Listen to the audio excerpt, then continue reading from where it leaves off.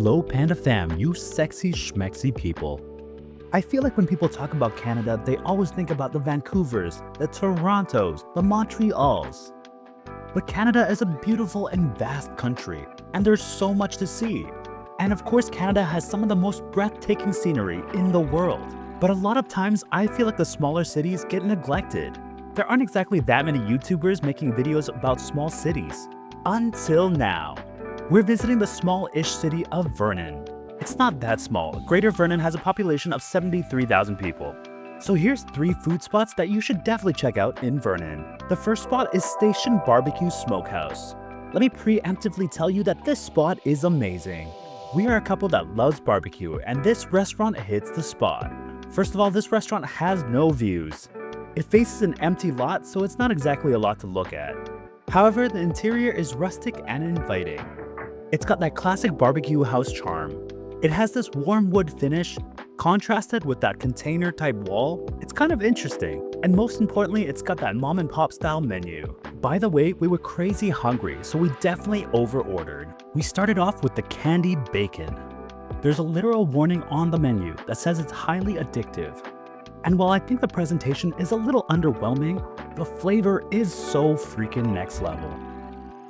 Long strands of smoky bacon. It has a little bit of crisp, but not too much since it's candied. It has a little bit of chew, but relatively speaking, it's pretty damn soft. And that's highly impressive because sometimes you really have to struggle with your bacon. And this bacon had the perfect amount of meat and fat ratio, so despite being candied, it is incredibly succulent. And of course, we have to talk about the highly impressive flavor.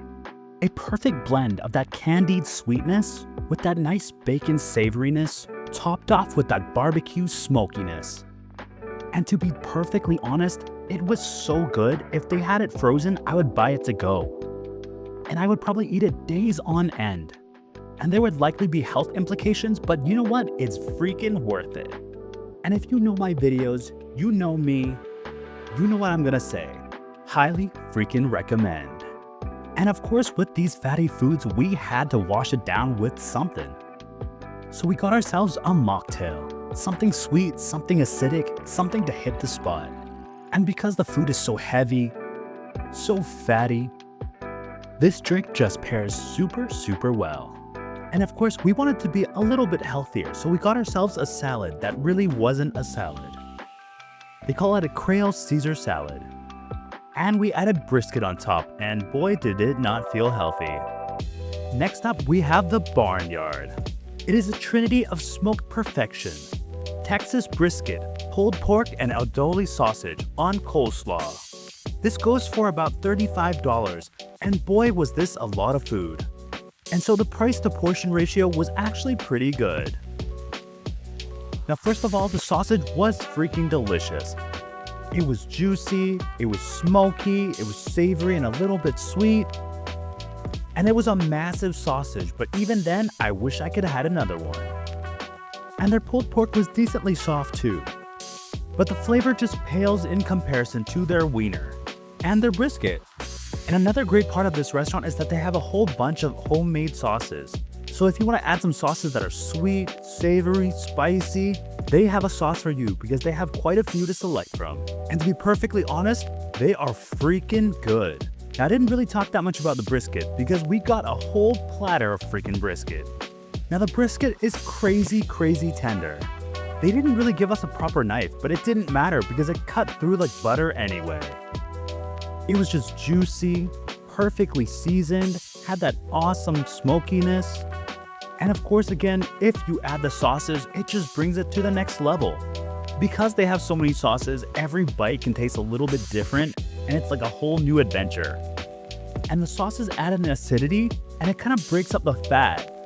And it makes the meat just not feel so heavy, so you're not overwhelmed by so much meat. And the owner saw us filming, and he decided to let us try something that's kind of a house special. This is their pork ribs. They're zesty, tender, hand-rubbed pork side ribs. And boy, were they good. They were soft, they were tender, they were kind of fall off the freaking bone. And again, they got that smokiness, that savoriness, that little bit of sweet, and it was just overall absolutely delicious. And I know I'm not reacting much here, but at this point, I was so freaking full. Other than the candied bacon, honestly, we brought most of it home because it was so much freaking food. But it was worth every freaking calorie. You like eating all those cute cows? Yeah, those delicious cute cows. You love them. Don't pretend to eat salad. Look at all that brisket. Next up, we have this really cute cafe. And it's really easy to spot because it's beside this giant mural. It's got this really cute and homey vibe, and this really quaint atmosphere. And while it's quaint, it's also really inviting. I kind of felt like I was in an episode of Cheers, where everybody knows your name. And perhaps this is a smaller town thing or a local coffee shop thing, but the baristas actually knew the name of their regulars. And while this might be a really normal thing in some places, in Vancouver, our turnover rates are so high for workers, and we just have so many cafes in Vancouver that us customers are less likely to go to the same one over and over again. And now in Vancouver, we just don't build this bond with restaurants, with owners, with baristas, with waiters anymore. And I kind of miss it because my mom would always be at these Chinese restaurants when I was younger, and she would know everyone's name and everyone would know her name. And it was just so much more welcoming. And it's so nice to see a place that still had this vibe. And I really gotta say, Ratio Cafe has just such an inviting atmosphere. It's a really great spot to read a book or have a conversation or even study. And there's tons of little pastries for you to try. And I think the drinks are actually pretty solid too. I just find that Ratio Cafe has a lot of charm, despite it not being one of those really flashy modern cafes with bright white lights or Japanese or Korean theme or all sorts of weird lattes. This is kind of just a lovely classic, and I think it deserves a lot of love. And on top of that, it was a cold ass freaking day. And that nice and sweet calming tea that she got was everything. You know when you have a drink and it just warms your soul and it just hits that perfect little spot? It absolutely just makes your day.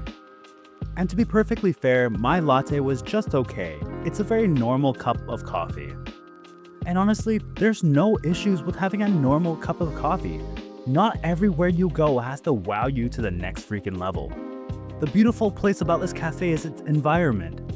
For example, aside from its upstairs and downstairs beautiful areas, you can also see into their kitchen to see their freshly made food, which always gives that air of authenticity that you're making real food.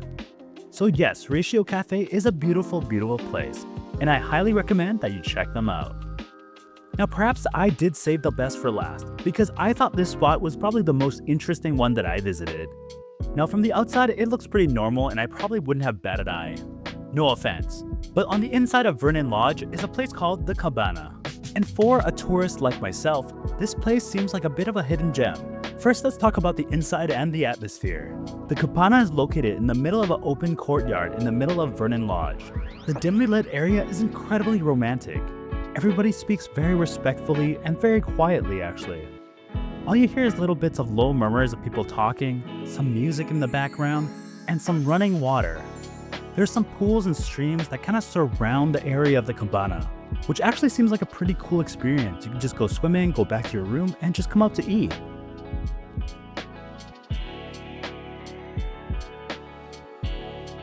And in the middle of the Cabana is the bartending hut, where all the magical drinks are made. And to be readily apparent, I actually took these videos quite a while ago. And on top of that, we were having a holiday menu, so I don't know a lot of the nitty-gritty details of a lot of the items that we had. Now I do remember that this was a squash soup. It was thick and creamy and really heartwarming. And again, it was really cold outside, probably because it was the fall. It just hit the spot just right. The soup was blended together, so there wasn't a lot to chew on in particular, so it was missing a little bit of texture contrast. But I guess the cracker on the side kind of does that a little bit. My partner, on the other hand, started her meal off with some chicken and a beet salad. First of all, the appetizer is actually a really decent size. I really anticipated it being a lot smaller, or a lot more salad as opposed to chicken. Second of all, the chicken was actually decently succulent and juicy. And this is gonna sound terrible, but sometimes when I go to Western restaurants, I do worry that it's gonna be a little overcooked or under-seasoned, but they did a pretty dang good job. For my entree, I got myself a turkey dinner. The turkey was kind of like a turkey meatloaf as opposed to turkey slices. Now I gotta say, I was incredibly excited for this. I freaking love a properly made turkey dinner. I love mashed potatoes, I love gravy, I love succulent turkey. Again, I was really worried that the turkey was gonna be dry. I thought it was gonna be unseasoned. I thought it was gonna lack flavor. But boy was I wrong. It was juicy and flavorful. It was so freaking perfect. And of course, mixed with the gravy, the mashed potatoes, and the turkey were 100% fan-freaking-tastic. Highly recommend. Finally, my partner got this brisket. This amazing brisket. Now with how thick the sauce was and how deep the color was, I was actually worried that this would be too salty or over-seasoned. But again, the seasoning was perfect. It had this really nice tangy, sweet flavor. But the best part about this dish is that you essentially did not need a knife. This brisket practically ripped apart on its own. It's tender, it's soft, it's perfectly flavorful. The sauce was a little bit thicker for my liking, but overall very good. And it contrasted so well with the grilled vegetables. It was so good that I brought tears to her face. But of course what made her happiest was this